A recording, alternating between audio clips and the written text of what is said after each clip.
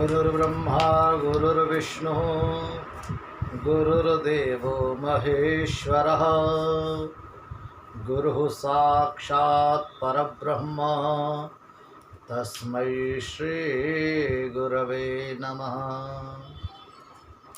वर्णानामर्थसंघानां रसानां छन्दसामपि मंगलानां च कर्तारौ वंदे वाणी विनायकौ। श्री गुरुचरण कमलाभ्याम नमः। प्रिय मित्रों, जैसा कि आपको ज्ञात ही है, ये आजकल वर्तमान समय में कोरोना वायरस के चलते सभी विद्यालय, महाविद्यालय, विश्वविद्यालय आदियों में पठन पाठन की व्यवस्था बंद पड़ी हुई है। और इसी कारण हमारे कुछ छात्रों ने, कुछ विद्यार्थियों ने यह अनुरोध किया कि इस समय प्रत्यक्ष रूप से तो पठन पाठन की प्रक्रिया को पुनः चलाना बड़ा कठिन लग रहा है, लेकिन येन केन प्रकारेण जिस किसी भी प्रकार से इस पठन पाठन की प्रक्रिया को पुनः आरंभ किया जाए, तो इसी बात को ध्यान में रखते हुए यूट्यूब के माध्यम से यहाँ आज से व्याकरण विषय का पठन पाठन हम आरंभ कर रहे हैं और आशा करते हैं कि इस प्रयास से आप सब लोग लाभान्वित होंगे। तो विषय की ओर बढ़ते हुए सर्वप्रथम ये जानना आवश्यक है कि व्याकरण किसे कहते हैं। तो व्याकरण शब्द की परिभाषा देते हुए शास्त्रकार कहते हैं कि व्याक्रियन्ते व्युत्पाद्यन्ते शब्दाः अनेन इति व्याकरणम, अर्थात जिस माध्यम के द्वारा शब्दों की व्युत्पत्ति की जाती है, शब्दों की निष्पत्ति की जाती है, अथवा शब्दों में निहित प्रकृति और प्रत्यय का विवेचन किया जाता है, उसी माध्यम को व्याकरण कहा जाता है। वि उपसर्ग पूर्वक आंग उपसर्ग पूर्वक क्रियकरणे धातु से व्याकरण शब्द की निष्पत्ति होती है। और हर एक भाषा का अपना एक व्याकरण शास्त्र होता है। संसार में, विश्व भर में जितनी भी भाषाएं हैं, उन सभी भाषाओं के अपने अपने व्याकरण हैं, लेकिन उन सब भाषाओं में से केवल एकमात्र संस्कृत ही ऐसी भाषा है जिसका इतना प्रौढ़, इतना वैज्ञानिक और इतना विशालतम व्याकरण शास्त्र है, और इसकी वैज्ञानिकता सर्वसिद्ध है। व्याकरण शास्त्र में भी पूर्व काल में ऐसा कहा जाता है कि 9 प्रकार की व्याकरणों का उल्लेख प्राप्त होता है, जैसे ऐन्द्रम चांद्रम काशकृत्सनम कौमारम शाकटायनम सारस्वतम चापिशलम शाकल्यम पाणिनीयकम। ऐन्द्र व्याकरण, चांद्र व्याकरण, काशकृत्सन व्याकरण, कौमार व्याकरण, सारस्वत व्याकरण, चापिशल व्याकरण, शाकल्य व्याकरण आदि आदि 9 प्रकार की व्याकरण उपलब्ध होती थी। परंतु वर्तमान काल में सबसे ज़्यादा प्रासंगिक होने के कारण, सबसे ज़्यादा सटीक होने के कारण, सबसे ज़्यादा वैज्ञानिक होने के कारण पाणिनीय व्याकरण ही बहुधा दिखाई पड़ती है। सभी प्रकार के विद्यालयों, महाविद्यालयों, विश्वविद्यालयों में पाणिनीय व्याकरण का ही पठन पाठन प्राय रूप से होता ही है। व्याकरण शास्त्र में 2 पद्धतियाँ प्रचलित हैं। एक पद्धति है अष्टाध्यायी क्रम से अष्टाध्यायी पद्धति, और दूसरी पद्धति है सिद्धांत पद्धति। अष्टाध्यायी पद्धति के अंतर्गत पाणिनि जी के द्वारा लिखित जो सूत्र है, उन सूत्रों को यथावत अध्ययन किया जाता है। पाणिनि जी ने अपने अष्टाध्यायी में जिस क्रम में सूत्रों का उल्लेख किया, उसी क्रम से सूत्रों का व्याख्यान किया जाता है, विवेचन किया जाता है, पठन पाठन किया जाता है। तो यह अष्टाध्यायी पद्धति है। इसको प्राचीन पद्धति भी कहते हैं, इसको आर्ष पद्धति भी कहते हैं। परंतु उसमें दुरूहता होने के कारण, कठिनता होने के कारण, क्लिष्टता होने के कारण श्री भट्टोजी दीक्षित नाम के एक वैयाकरण ने एक सिद्धांत, वैयाकरण सिद्धांत कौमुदी नामक ग्रंथ की रचना की, जिसमें उन्होंने अष्टाध्यायी क्रम से हटते हुए उन सूत्रों को यथास्थान प्रयुक्त किया। जहाँ जिस स्थान पर सूत्रों की आवश्यकता थी, उन सूत्रों को वहाँ पर लेकर के आए। तो यह पद्धति सिद्धांत पद्धति कहलाई। इसी सिद्धांत पद्धति का वैयाकरण सिद्धांत कौमुदी का लघु रूप है लघु सिद्धांत कौमुदी। और उसी लघु सिद्धांत कौमुदी को हम आज से आरंभ कर रहे हैं।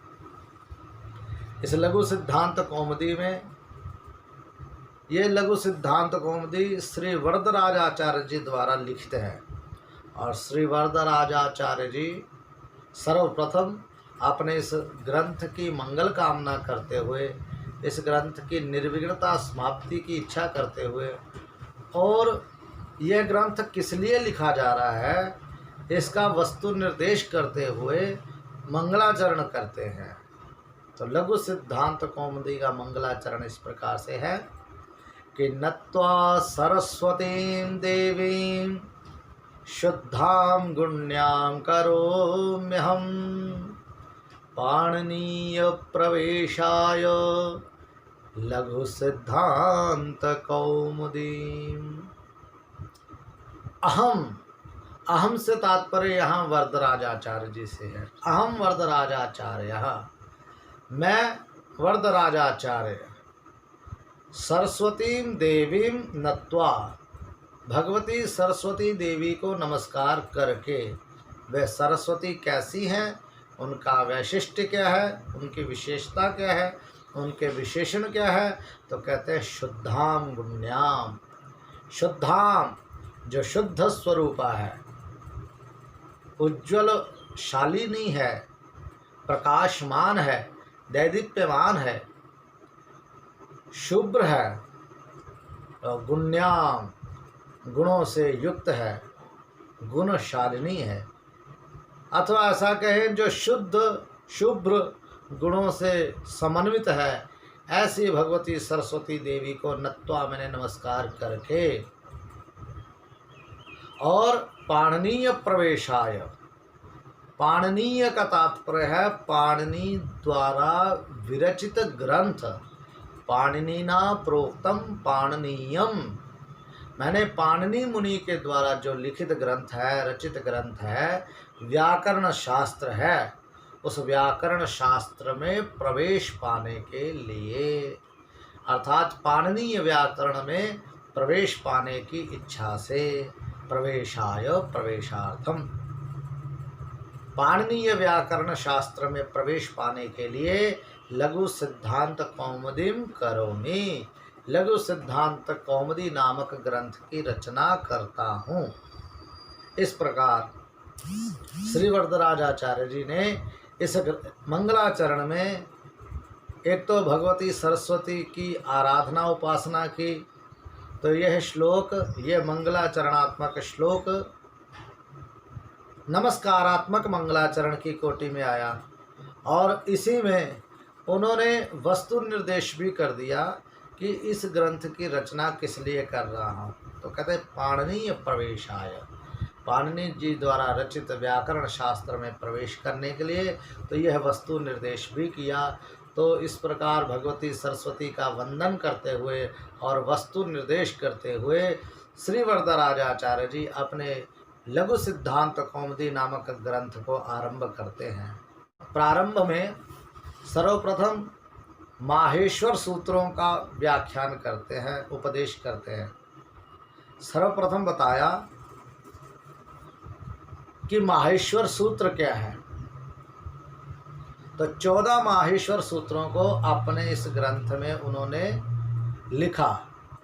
जो 14 सूत्र इस प्रकार है: अ ई उण, री ऋक, ए औंग, आई औच, हय वरट, लण, यम गण नम, झवय, घड़ धश, जब गड़ दश, खफ छट तचट तव, कपय शससर हल। ये 14 सूत्र हैं। इन 14 सूत्रों को माहेश्वर शिव सूत्र भी कहा जाता है, शिव सूत्र जाल भी कहा जाता है, और वस्तुतः यही संस्कृत की वर्णमाला भी है। जैसे हम हर एक भाषा की वर्णमाला को पढ़ते हैं, अगर आप इंग्लिश पढ़ना आरंभ करेंगे तो सर्वप्रथम आपको ABCD आदि सिखाया जाएगा। अगर आपने हिंदी आरंभ की है तो आपको क ख ग घ आदि सिखाया जाएगा। अगर आप पंजाबी पढ़ने के लिए आए हैं तो आपको ऊड़ा एड़ा ईड़ी ससा आदि सिखाया जाता है। इसी प्रकार संस्कृत पढ़ने वाले विद्यार्थियों को संस्कृत की वर्णमाला के रूप में आयुण अवश्य ही आना चाहिए। ये संस्कृत की वर्णमाला ही है। ये 14 सूत्र किसने बनाए, कब बनाए, कहाँ बनाए, इस विषय में एक श्लोक प्राप्त होता है कि नृत्तावसाने नटराज राजो ननाद ढक्काम नवपंचवारम उद्धर्तु कामः सनकादि सिद्धा नेतद्विमर्शे शिवसूत्रजालम्। नृत्तावसाने नटराज राजा।